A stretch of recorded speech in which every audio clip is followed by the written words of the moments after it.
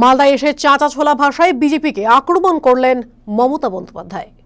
নদী ভাঙন থেকে শুরু করে ১০০ দিনের কাজ নিয়ে কেন্দ্রীয় সরকারকে নিশানা করেন মুখ্যমন্ত্রী।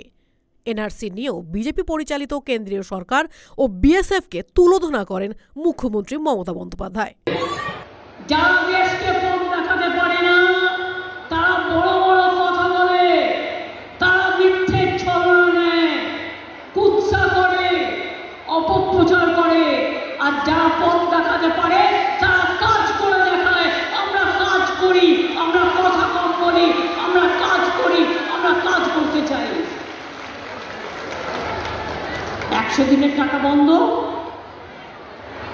৭,০০০ কোটি টাকা বাকি আছে যারা ১০০ দিনের কাজ করেছে। চিন্তা করবেন না, গভর্নমেন্ট অফ ইন্ডিয়া না দিলে আমি ১ তারিখ পর্যন্ত টাইম দিয়েছি। অফিসারদের সাথে অফিসারদের মিটিংও হয়েছে, ১৫৬টা টিমে এসছে, কথাও বলেছে।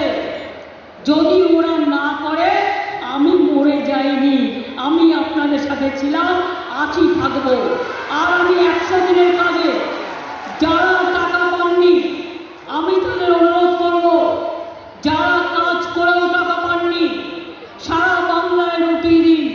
তারা যেন, আমি একটা ধর্ণা করছি ২ তারিখ থেকে বাবা সাহেব আম্বেদকরের মূর্তির নিচে, আপনারা সবাই এসে ওখানে জড়ো হন।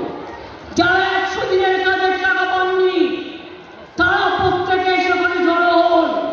আর ১১ লক্ষ বাড়ি যারা ক্লিয়ার হওয়ার পরেও পাননি, তারা ওখানে এসে জড়ো হন। আমার উপর ছেড়ে দিন, আমি আন্দোলনে নিয়ে গিয়ে কোথায় কাজ করতে হয় আমি জানি। কি আসবেন তো?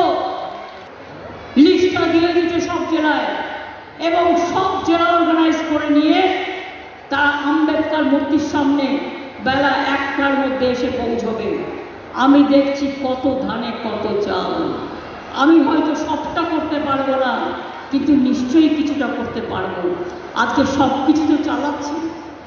একটা মা জানেন সংসার চালাতে গেলে তাকে কিভাবে চালাতে হয়। মালদা টুডে।